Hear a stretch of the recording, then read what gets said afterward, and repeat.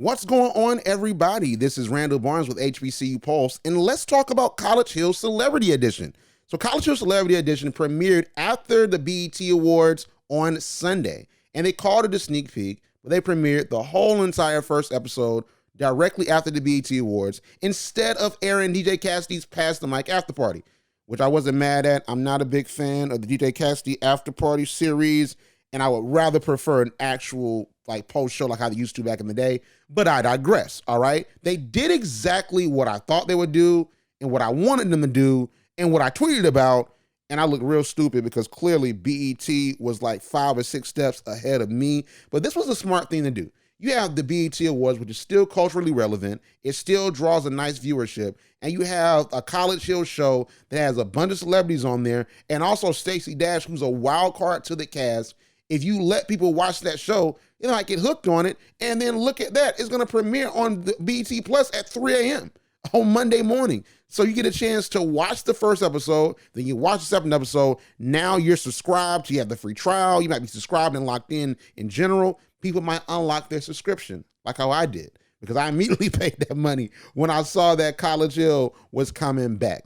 And a lot of conversation was going on Sunday that the BET Awards is not culturally relevant anymore. Like, no one's checking for it, no one's rocking with it, but I personally believe that, I don't care what y'all are saying, clearly people are watching the BET Awards, and the BET Awards specifically draws a higher viewership than what BET normally does. We'll talk about that later. So I also saw that BET was using the 6-hour block of the BET Awards to promote a wide array of the BET Plus shows. You had Miss Pat, you had other shows, but College Hill got top billing. They had several promos for College Hill, and Taraji P. Henson, Debbie Allen, Carl Payne from Martin, they all even did an HBCU skit on the award show. So that shows me that BET is all in on the show, and the numbers are very generous to the moves that they made to promote the show during the award show, and also the sneak peek / premiere of the first episode on linear television. So ratings numbers have come out. We're getting our ratings numbers from Showbuzz Daily. Shout out to them. And on Sunday, the College Hill Celebrity Edition premiere drew 854,000 viewers. So shout out to them. We got a hand clap for them because that shows us something. All right? I think it tells a very interesting story that there is interest for the show. All right. And what I thought was really cool was that it performed well in the 25 to 54 demo. I personally thought that because of the celebrity factor and the college factor, that you would get a larger audience in the 18 to 34 demo, which is my demo being 25. But the 25 to 54 demo makes a lot of sense because these are college alumni. These are folks that work. And it might be the people in the audience that might want to go back to college, that might want to see how it is, that might want to live vicariously through the College Hill Celebrity Edition cast. So I sort of understand, that rating number and that demographic being the highest. And I think that might be what College Hill intended for this series. But I want to put things in context because I think people are getting a little bit too carried away as they're talking about the rating number. So people are petty. People like to do verses. People like to match up, different shows, say, oh, like this show's better than this show, but people are watching this show. So they went and they got Nene Leakes' old show, Real Housewives of Atlanta, and compared it against her new show, College Hill Celebrity Edition, and comparatively, College Hill won, as Real Housewives only had 722,000 people watching, and it was on in prime time at 8 p.m. But y'all are not telling the full story. All y'all that are parodying at Talking Point, y'all sound like sports fans. Because the BET Awards was on, and the BET Awards got 2 million viewers, and it was the #1 viewed show on cable on Sunday. So College Hill came on after the BET Awards, and we'll talk about that more in a second.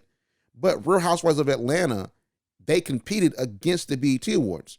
Let's not forget that when you look at the demographic of Real Housewives of Atlanta, the BET Awards and Real Housewives, they share an audience. So of course, the Real Housewives is not going to beat the BET Awards. The BET Awards is culturally relevant. It's an award show honoring Black people. You have performances where you don't see a lot of Black folks, especially non-super mainstream artists performing. So yeah, your typical Real Housewives viewer is probably going to watch the BET Awards, and they're going to be tweeting about it because it's an event. It's a live event that you want to see. So I'm not surprised that Real Housewives didn't draw well against the BET Awards. And also, we have to talk about the fact that this 854,000 viewership number is really great, but people are not putting the BET Awards once again in perspective. College Hill had probably the best lead-in that they could have ever gotten from the BET Awards, because a huge swath of the audience that would be interested in this series, they were watching the BET Awards. They watched to the end.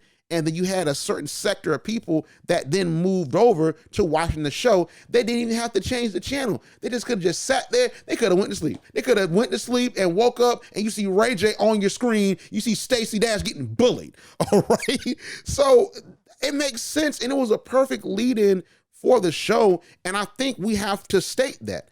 And I don't think you're taking away from College Hill pointing that out, that it premiered after the BET Awards. But I believe that is a long-term strategy that BET is deploying, and we have to look at the business of it, because BET is saying, hey, linear television is still cool, people still watch, we command ad dollars for it, but the future is streaming, and we have BET Plus, and we're investing in BET Plus, and we're putting this show on BET Plus to drum up subscriptions. BET is playing the long game, and they're releasing College Hill as if it is a normal television series. They didn't release all the episodes. They're releasing it systemically every week. So they're doing and they're deploying a new strategy that you see from Stars with Power and their shows such as that. Like, that is the new era of TV, where now you see a linear television strategy that they're deploying on streaming. So the fact that you saw College Hill get such a great lead-in shines well on what BET is doing, because they're playing the long game and they're effectively using their assets to promote their new series, and that's going to work well for it in the long run. But I think that us getting our hopes so high, saying, hey, this show got 854,000 people watching, that's not going to bode well when BET eventually shows College Hill Celebrity Edition on linear, and it might get 500,000. It might get 400,000. And people are saying, oh, no one's watching it, it's a flop, when that's not true. It got a boost. And the thing about it is that I personally believe that College Hill Celebrity Edition is not going to get 800,000 people watching it on a daily basis. It's not 2006. It's not 2011. It's not even 2019. That's just simply not going to happen, because you have so many other viewership options. You have so many other things that to watch and that you can watch on demand. So I just believe that outside of sports and award shows, there's not a lot of shows outside of network television that are gonna command millions of viewers, especially in cable. That just simply doesn't exist for a lot of different media vehicles. Now, that does mean that people, like I said, they are interested, they want to see it, and they're clamoring for it. And I would love to see, and BET probably will not release this, but I would love to see the sign-up numbers for BET Plus after College Hill premiered.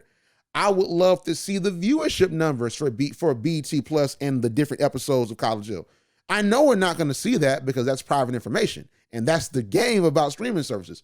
But I would love to see it, because I think that that would be a better gauge of if College Hill Celebrity Edition, if people are watching and it's working.